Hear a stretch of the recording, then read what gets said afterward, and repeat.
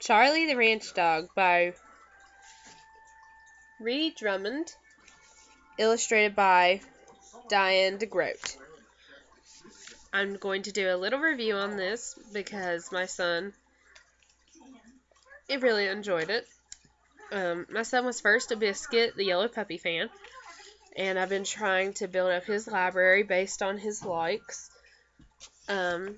He also enjoys Clifford, so I thought that these would be perfect. There's not that many of them. So if you like to have a whole collection of books for your children, this is a really good one because I think this one was published just a few years ago, 2011. So, yeah, I highly recommend getting the hardback edition. You know what's odd about this is I don't know if people just wait for the paperback editions to come out in children's books or what it is, but every single hardback edition that I've got of Biscuit and Charlie the Ranch Dog have been first editions. And as many book collectors know, first editions is what you want to have. I just wanted to collect them for my son because he really enjoys reading. But you know, if you order it, there's a good chance that you could get a first edition, and they make excellent keepsakes. This is a book that you could pass on down to your grandchildren, to your great-grandchildren, and so on and so forth. It's a very good book that you can all enjoy together. I know that we kind of live, like, in the country, and Biscuit the Yellow Puppy, it's kind of like in a, a more populated area. I live in West Virginia, so there's mountains all around and things like that, so it's nice to see a book that's not based in a city. It's based on a ranch, which my son, he knows what cows and stuff look like because, some of our neighbors have chickens and cows and yada, yada, yada. So it's easily recognizable. Also, if you live in the city, this is a good book to buy to show your kids how other people live. And, I always think that it's good to expand what your kids know, because well-rounded individuals who know a little bit about everything, they're just more likely to succeed in life. It's also, it enables them to be more sympathetic with people, like when you go to college. You don't know where your roommate's coming from or anything like that unless you get a roommate ahead of time.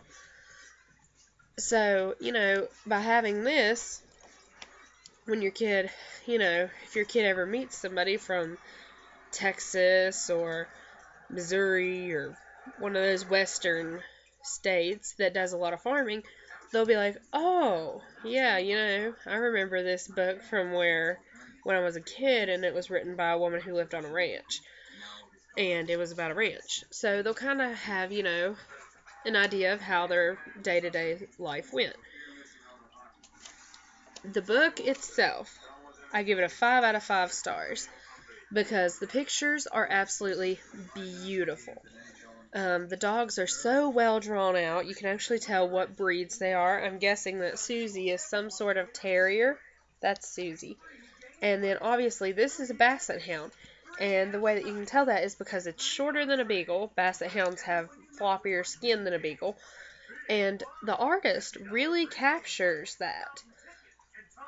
I think it's very, her drawings are just so accurate. I mean, just look at this. Look at all this drawing. Look at the detail in this drawings. I mean, that's beautiful illustrations right there. The writing. The writing is in the point of view of Charlie, who is the dog, and you really get to see the world through his eyes and how he views himself. He views himself as a really hard-working dog, but when you read the book, you can kind of tell that he's kind of lazy. He likes to nap and eat, and Susie's really the one that does all the work. So it's quite humorous. There are lots of words in bold. On the very first page it says, oh, hello, and it's in bold red. I'll show you that. Yep. I think that's a good way to teach your children how to read, because if things are bold and stuff, it captures their attention. So if you say, oh, hello, and you point out the words, your kids can kind of pick up on that, and then the next time you read it to them, maybe you could ask them what that says, and it'll create word memorization in it. There's also there's a howl, which is like arr, and I actually do it. And there's also a noise boing in here, and sniff sniff, and there's lots of sniffs in this book. So you can teach your kid how to read the word sniff, and that will also help them with word memorization, because especially in today's age, you have to read to be able to do anything. You have to read in order to work at Walmart, fast food, anything. You have to be able to read and write. So getting your kids into reading at an early age has never been more important, because a lot of those jobs where you didn't need any education are gone. And now you're going to have to go to college, or you're at least going to have a basic high school education to do anything. So it's more important than ever to give your kids a love of reading and a love of learning at a very early age. So books like this can really help, especially if your child owns a dog, because that makes them more apt to read it. My son has my dad has hound dogs, and we live next door.